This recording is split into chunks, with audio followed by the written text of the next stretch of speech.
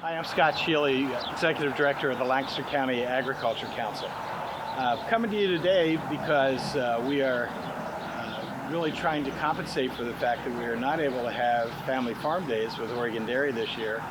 And what we'd like to do is to provide an alternative, a virtual alternative, where we can still celebrate a lot of the work that we do around the dairy industry, but also around farming and rural life in general. That's really what Family Farm Days has been about for over 35 years. The Ag Council and Oregon Dairy have been working together for 10 years of that, and we think the partnership is a great one.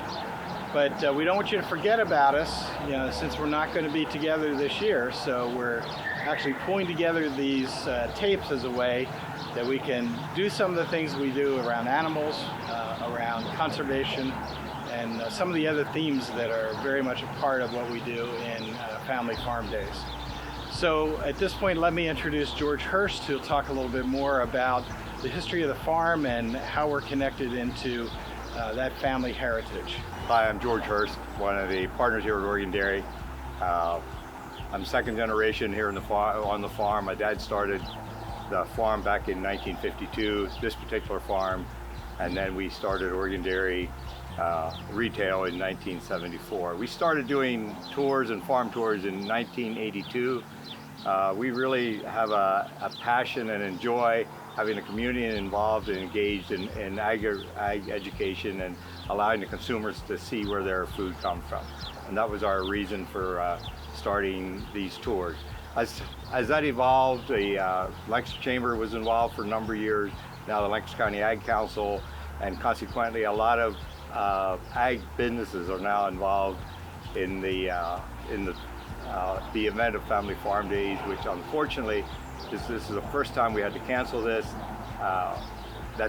It's sad in many ways, but also we know it's important to try and keep people safe. But in the meantime, we would like you to engage as much as possible. My daughter and son, two of my children are involved in the farm. You'll see them later, and the fourth generation is also engaged in the farming aspect, and you'll be able to see them in some of the pictures, some of the posts coming up a little bit later. Hi, my name is Maria Fari, and you just met my dad, George Hurst. He is the second generation here at Oregon Dairy, therefore I am the third. And throughout the videos of Family Farm Days, you will get to meet my nephews and niece. They are Aaron, Isaiah, Clay, and Chanel. And you will also get to meet my children, Seth, Sarah, and Serena. So they are the fourth generation that are beginning to work here on the farm and be involved with what's happening. We are sorry that you have to miss Family Farm Days. We miss it. It's always a highlight of the year for all of us. If you are a regular to Family Farm Days, chances are you have done the scavenger hunt that 4-H puts together. It's kind of an I spy throughout the different activities that you look for something to try and get the answers. Since you're not here with us, we're gonna do our own scavenger hunt. So throughout the next 3 days, as you watch a video each day, go to the link to fill out the scavenger hunt. Then at the end of the 3 days, everybody who has completed the scavenger hunt will be entered in to win a big prize bundle. And I'm not going to tell you what those prizes are. That's going to be a wait and see. But it's certainly going to be one that you're going to want to enter in and do the scavenger hunt. Now, one note with the prize bundle will need to be picked up here at Oregon Dairy. When you come to Family Farm Days, you start off with a wagon ride from the grocery store down here to the farm.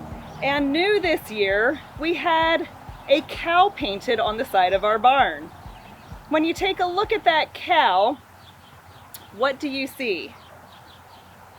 Pay attention to the spots on the cow.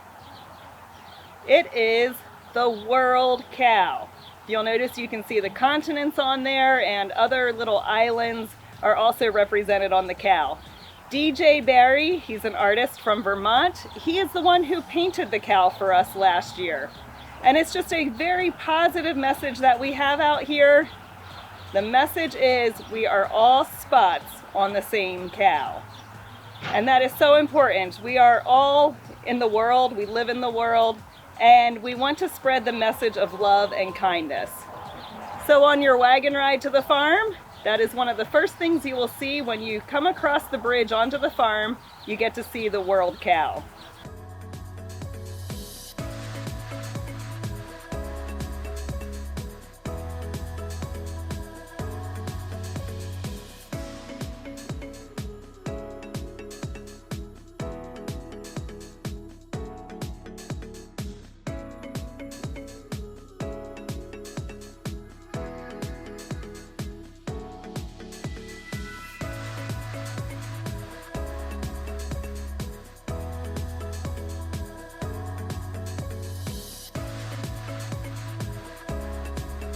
This is the freestall barn where the cows live. You'll notice there are some cows eating here.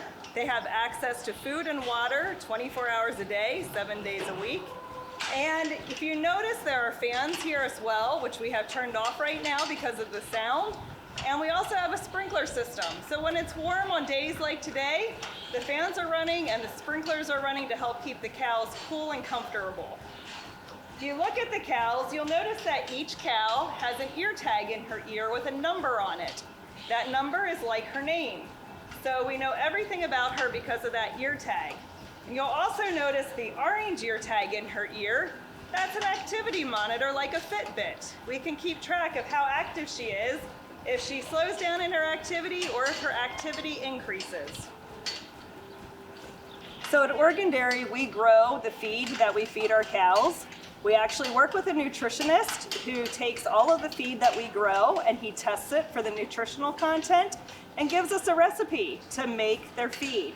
So what they eat is a total mixed ration. So it's kind of the finished product of what you would cook at home out of your recipe. This is corn silage. Corn silage is the entire corn stalk all chopped up. So you have all of the fiber here, and then you can also see there are corn kernels in here as well because that's part of the corn stalk as well. So corn silage is part of the diet of what the cows eat. Then whatever is not in their diet in what we grow for the cows, we buy a vitamin and mineral package from the feed mill. So their recipe is very balanced. So this is vitamins and minerals. And there are also crushed soybeans in here as well as part of the diet of what the cows eat. Next, we have some rilage, which is a grass that we chop in the spring. And this is also added to what the cows eat. This is rilage. It's chopped up rye is what rilage is. And then the cows also like corn. And this is ground corn. So we just took the corn kernels and ground it really, really fine. That way it mixes into what they eat really well. And we need some hay to balance out their diet too. This is hay that we grow here.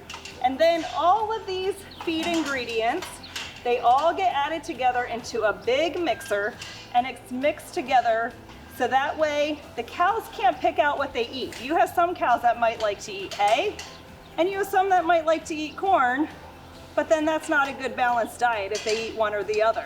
So that's why we use a mixer to mix up the feed all together so the cows can eat their balanced diet. So this calf here is a red and white Holstein.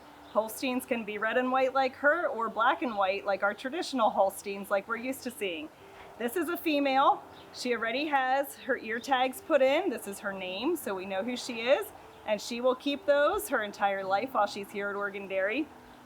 This calf probably weighs about 80 pounds and she is only 1 day old, so she's just a baby.